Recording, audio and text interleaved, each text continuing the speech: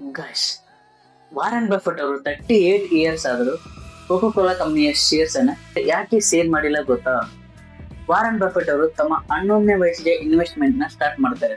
ಅವರು ಫಾಲೋ ಮಾಡುವಂತ ಒಂದು ಪ್ರಿನ್ಸಿಪಲ್ ನನಗೆ ತುಂಬಾನೇ ಇಷ್ಟ.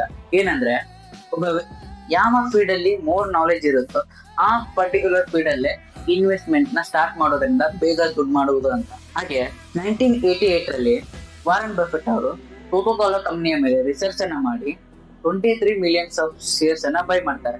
ಯಾಕಂದ್ರೆ ಇಡೀ ವರ್ಲ್ಡ್ ಅಲ್ಲೇ highest ceiling of cold drinks ಅಂದ್ರೆ ಕೋಕೋ ಕೋಲಾ ಕಂಪನಿಯದ್ದೇ. ಅಂದ್ರೆ 10 bottle of cold drinks sale ಆದ್ರೆ ಇಡೀ ವರ್ಲ್ಡ್ ಅಲ್ಲಿ ಅದರಲ್ಲಿ 5ರಿಂದ 6 ಕೋಲ್ಡ್ ಡ್ರಿಂಕ್ಸ್ ಗಳು ಕೋಕೋ ಕೋಲಾ ಕಂಪನಿಯದ್ದಾಗಿರುತ್ತೆ. ಇದೇ ಮೇನ್ ರೀಸನ್ಗೆ ಅವರು ಇನ್ವೆಸ್ಟ್ಮೆಂಟ್ ನ ಮಾಡಿರ್ತಾರೆ. ಇವಾಗ ಅವ್ರ ಹತ್ರ ಕೋಕೋ ಕೋಲಾ ಕಂಪನಿಯ 400 ಮಿಲಿಯನ್ಸ್ ಆಫ್ ಶೇರ್ಸ್.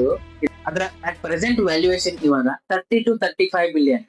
ಇದರಿಂದ ನಮ್ಗೆ ಏನು ಗೊತ್ತಾಗುತ್ತಂದ್ರೆ, ಯಾರೋ ಇನ್ಫ್ಲೂಯೆನ್ಸ್ ಮಾಡಿರೋ, ಯಾರೋ ರೆಕಮೆಂಡ್ ಮಾಡಿರೋ ಸ್ಟಾಕ್ಸ್ ಮೇಲೆ ಬೈ ಇನ್ವೆಸ್ಟ್ ಮಾಡೋದಕ್ಕಿಂತ ನೀವೇ ರಿಸರ್ಚ್ ಮಾಡಿರೋ ಸ್ಟಾಕ್ಸ್ ಮೇಲೆ ಬೈ ಮಾಡೋದ್ರಿಂದ ನಿಮಗೂ ಒಂದು ಕಾನ್ಫಿಡೆನ್ಸ್ ಇರುತ್ತೆ. ಈ ವಿಡಿಯೋ ನಿಮ್ಗೆ ಇಷ್ಟ ಆಗಿದ್ರೆ ಮಾತ್ರ ನನ್ನ ಫಾಲೋ